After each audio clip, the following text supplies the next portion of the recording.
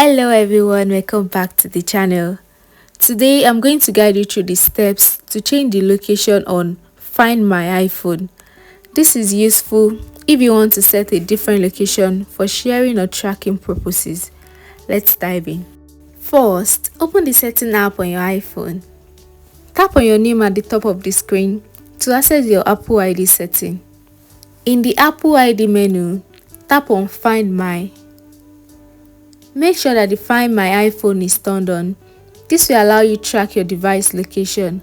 Go back to the main setting menu and scroll down to Privacy. Tap on Location Services and ensure it is turned on. In the Location Services menu, tap on Share My Location. Ensure that Share My Location is turned on. This allows your location to be shared with family and friends.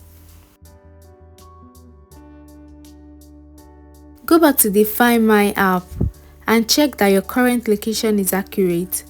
This location shared should now be based on your device's current location.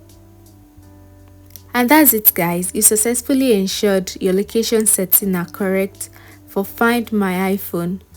If this tutorial helped you, don't forget to like and share. Stay tuned for more handy iPhone tips and I'll see you next time.